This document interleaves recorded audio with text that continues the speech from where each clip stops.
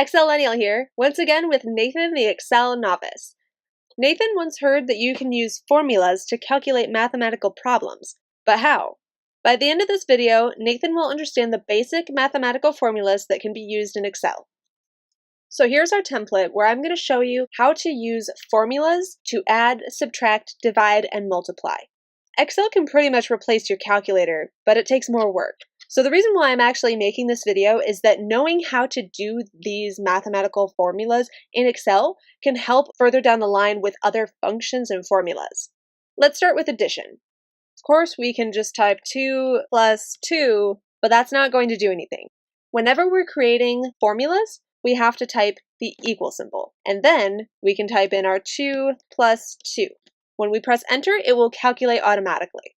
Now this can apply for any equation.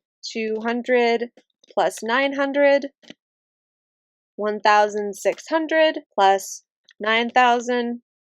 So you can see there's really no limit in terms of what it will add. Subtraction is going to be just as simple. Equal 2 minus 2, enter. Equal 800 minus 700, enter. Equal 3,000 minus 2,000. So subtraction is just as simple. Division and multiplication are going to have different symbols though. For division, it will be equal 20 slash 3 equals 6.6. So division is just going to be the slash instead of any other symbol that we're used to. Equal 9 divided by 3 equal 200 divided by 9, so on.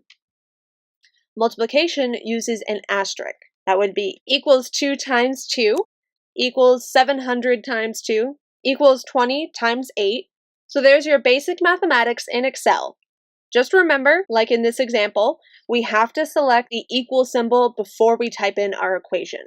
And we have to be sure that we are using the correct symbol. So for addition, it's just simply the plus symbol, subtraction, the minus symbol, division, slash, and multiplication, asterisk. Now Nathan has an idea of how to calculate mathematical problems in cells inside of Excel. In the future, I will be showing additional situations where these mathematical calculations can be used in terms of functions and formulas. I do have one example of Meredith the event planner organizing her budget. We use mathematical equations in that one as well as the sum function. If you want to learn more about the difference between functions and formulas, check out my next video with Nathan. If you have any questions, leave them in the comments below. Until next time, have fun excelling!